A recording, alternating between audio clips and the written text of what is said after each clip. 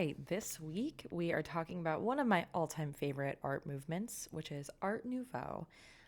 Within that is the Vienna School, which is part of my discussion for my class, but a lot of this is really centered around Art Nouveau as a whole. So, first off, some themes from the Vienna School. Honestly, I've loved this style since I was a teenager. Thank you, Tumblr. Um, I never really knew what drew me to it so much, and now, thanks to my graduate studies, I'm aware it's because it's a mashup of so many different art styles into one, which is something I like in music, in art. I like when people can take styles from the past and innovate it, combine them, make it their own, draw inspiration from the great, creators before you, and build on that. So we have styles like from medieval art, Celtic, Saxon, jewelry, Japanese prints. All of that is influencing the styles that we're going to see in Art Nouveau and artists from the Vienna School as well. One thing I really also love and appreciate in this movement is all of the combinations of forms. There's organic forms, there's geometric forms. They have these long flowing lines. There's so much curvature throughout. It's not these stark angles. And that really, I don't know, embeds a lot of like spirituality, just beauty for me. Uh, Vegetal patterns, so stems, blossoms, plant life are really prevalent throughout the Art Nouveau and Vienna themes and movement. Subjects, you could see subjects relating to allegory. There's a lot of female depictions. There's erotic and psychological portraits, like when you look at the works of Sheila. Um, but Klimt particularly had a lot in relation to allegory. So, and friendly reminder for those who need the allegory definition, we're talking about drawing on a story that has a hidden meaning to it. So, in my lecture this week, we looked at the big hall, the frieze, the Beethoven frieze. Sorry, I don't have an image for you, but that is full of this allegorical artwork. What I really wanted to focus on talking about, though, in introducing for my art history students is the Kiss by Gustav Klimt. Super duper famous, and for good reason. I think it's a gorgeous, gorgeous painting. Um, the thing that really strikes you about this painting, and we'll see in other works in Art Nouveau, is this use of gold. That is, like I said, drawing on those past artistic styling and motifs. The gold is referencing the Byzantine movement of art. And it's really creating this sense of spirituality, kind of giving this couple and this loving embrace, this divinity. They both have crowns of some sort on their head with the laurel wreath on the male and a halo type flower crown for the female, which I find really interesting when you're drawing those comparisons to Byzantine as well, because they are known for their halos too. Um, the pattern work is really similar to the artist, well, similar in a way, in the fact that we have these beautiful repetitive patterns done very differently than the artist I chose to talk about on the next slide. But it is really interesting to look at the different patterns on both of their clothing, with the male and the rectangular forms, which maybe have a phallic connection, to the female's rounded forms that could be more ovarian or have some vaginal connotations. So there's that divine masculine and feminine energies embedded in that repetitive pattern and like those geometric and organic shapes again. We have these beautiful flowers. They're standing on this ledge that could be, seemingly perched on the edge of the world. I loved that phrase. And really, like, that is adding to the level of drama in the kiss, in the romance of the scene, this edge of the world aspect, and this bed of flowers which they're standing on. It's quite beautiful. So Klimt, he really embeds or, captures those themes with his drawing on old stylings, his embedding of like the tale or the psychological state of the people who are depicted in the scene, and all of the pattern work. It's very innovative and flowing for like I don't know, just using all these patterns is something that is really distinct in this styling. So the artwork I chose to focus on this week is Gizmonda. Don't know if I'm saying that right. One of my all-time favorite artists is Alphonse Mucha. I was gifted a coffee table book for my 18th birthday by one of my best friends. Shout out Caroline.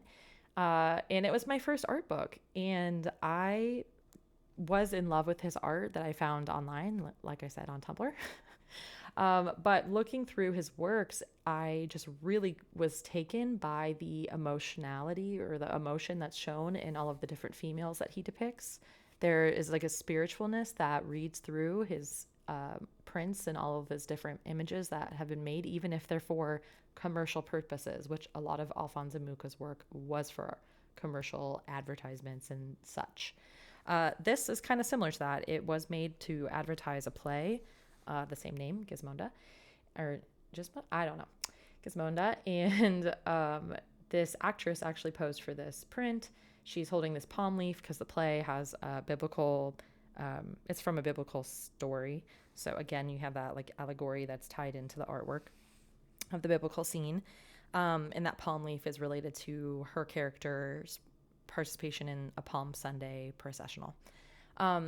So visually, though, I really want to highlight the vegetative pattern that is throughout her dress. Again, just like Klimt, we have a strong use of gold, and that was intentional to give her this, Byzantine power and really elevate her to add richness to the actress. I think also in a lot of Alphonse's work, you can see, even though it's a painting, well, this is a lithograph, which was originally, the design was made as an oil painting, converted to lithograph. There's like a nod to the mosaics from antiquity, which is really neat to see. So many of the lines, there's very few like straight lines. You see, it's all curvature everywhere. And there's just really this characterization that's done with the colors that I've chosen, her expression, the details, to really create this like mysterious, exotic, perhaps, character. And she's, all of the gold is really elevating her to almost a divine status. And again, just like in The Kiss, there is a crown of flowers atop her head. Apparently the actress really liked it. They commissioned him for this work, and she was happy with the way that her character was depicted. So good job, Alphonse. P.S. 2 things. One, I added this timeline link for you to access. If you're interested in Alphonse Mucha, it's a really cool timeline that really walks through all of his artwork. It's like interactive. You can scroll around. And also his biography, where he moved, how he was involved in the different movements. Alphonse Mucha, to me, he's, really like a cornerstone of Art Nouveau. But in some of, sometimes he's just a side note, like in textbooks and whatnot. But perhaps that's for all of his commercial ties. I don't know. But this timeline's really cool if you want to take a look. Some of the dates are messed up. I'm guessing some coding glitch, but, bear with that. Also, I highly suggest you go down the rabbit hole on converting paintings to lithographs. It's quite an interesting process. If you look really closely, you can see the line right here. The painting had to actually, because of how long it is, it had to be printed on 2 separate plates. So I don't think the printer was too pleased about that, because the original draft was supposed to be 1 plate. But, challenge yourself. You could do it. Yeah. So I wanted to give another shout out and show just the comparison. When you look at the lines and all of the flowing, like pattern, floral detailing throughout her dress and the image, look, I love it. Art Nouveau also was extended beyond just painting and 2-dimensional artworks. It included architecture, interior design, ironwork, woodworking. And you can see the obvious like comparison to the patterns and all of these like scrolling, floral referencing lines that are throughout. So sings to me. I love it.